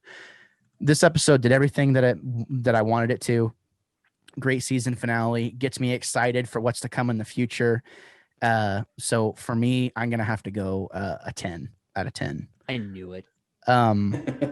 There just wasn't a lot for me. I didn't have any criticisms other than the whole Bo-Katan thing, and I get why they did it, but that's not enough for me to take off even a half a point. So I love this episode. I think it's awesome. This one and the Ahsoka episode are pretty much tied for me. I do think the Ahsoka episode is better in a lot of ways, but I also think this one's better in a lot of ways. So it's just like, really, like I said, I think the Ahsoka episode does certain things better, and this episode does certain things better for the fandom. Way better comparison than comparing Boba Fett's episode. You know what I mean? No, I'm just kidding. I'm not trying to throw any shade. Caleb, you're laughing. Is it because of Mikey's facial expression? Yeah, I'm just watching Mikey's expression from the minute you said Ahsoka. I can't help so it. funny watching Mikey's face because you know what he's thinking. Yeah, like, about what people I are didn't say a saying. word. No, Not I a love word. it. It's great. It's great. No, you don't have to. It's all on your eyebrows. Yeah, it's good stuff. But I think we can all agree it was a great season finale. It's been fun. This is yet another project completed, gentlemen. This has been a special project. Our panel will not always be this big, obviously. But it's been nice to have guests on. So, well, that about wraps it up for us here on the Wannabe Critic podcast. We hope that you are safe the rest of 2020. We are excited to get started with things in 2021. We're not necessarily ready to talk about everything that we're doing. It's going to be really cool, though. I think if you've enjoyed the things we've been doing here recently, I think you're going to be really happy with seeing a more fleshed out version of that in 2021. So thanks so much for tuning in. Thank you guys again for everything. And thank you for preparing yourselves for a plethora of hot takes and potentially unpopular opinions. Say goodbye, gentlemen. Adios. Night. Yeah. See ya. Whatever possessed you to check out the podcast or the YouTube channel today, I just want to say thank you so much for doing so. If this is your first time here, I would appreciate it, if you would consider subscribing. As you can tell, it's not just me here anymore. I mean, I do stuff by myself, but the podcast is going to reside here from now on, in video form. So if you want to see more content, if you want to be notified, every time we post something, whether it be a clip, a podcast, a review, an interview, whatever it may be, if it's gaming stuff, make sure you click that bell and hit the subscribe button, and we will see you next time. Thanks for sticking around, and thank you for preparing yourselves for a plethora of hot takes and potentially unpopular opinions. I'm Gabriel Fast. I will always be the Wannabe Critic.